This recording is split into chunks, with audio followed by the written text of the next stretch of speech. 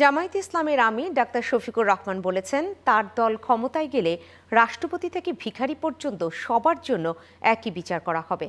এ সময় নারীদের প্রসঙ্গে তিনি বলেন, ঘরে আটকে রাখা নয়, বরং নিরাপদ সমাজ এবং কর্মস্থল নিশ্চিত করবে জামায়াত।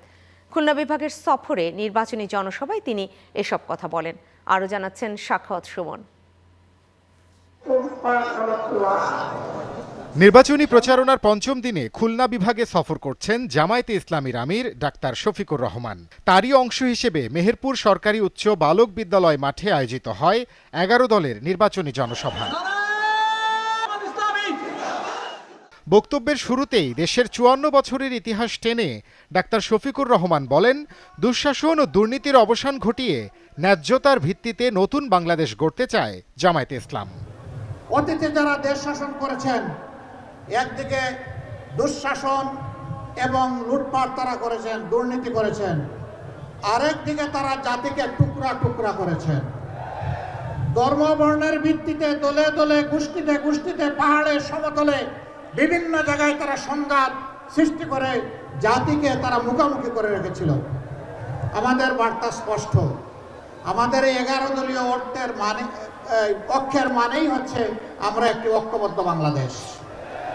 এই বাংলাদেশকে আর আমরা বিভক্ত করতে কাউকে দেব না। এর আগে কুষ্টিয়ার আবরার ফাহাদ স্টেডিয়ামে আয়োজিত জনসভায় জামায়াতের আমির বলেন, চাঁদাবাজির সাথে জড়িতদের সম্মানের কাজ তুলে দিতে চান তিনি। জায়গায় জায়গায় দখলদারি, জায়গায় জায়গায় আমাদের ভাইয়েরা নেমে পড়লেন চাঁদাবাজি করতে।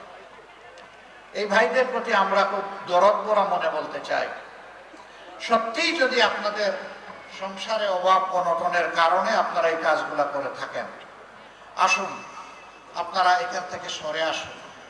আল্লাহ আমাদেরকে যে রিজিক দিয়েছেন ওইটাই আপনাদের সাথে আমরা ভাগাভাগি করে খেতে রাজি আছি। তবুও মানুষকে কষ্ট দিবেন না, চাঁদাবাজি করবেন না। এছাড়াও খুলনা বিভাগের সফরে এদিন চুয়াডাঙ্গা ও ঝিনাইদহের নির্বাচনী জনসভায় অংশ নেন জামায়াতের আমির। এসব এলাকার প্রার্থীদের হাতে তুলে দেন 11 দলের নির্বাচনী প্রতীক। সাখাওয়াত সুমন, চ্যানেল 9।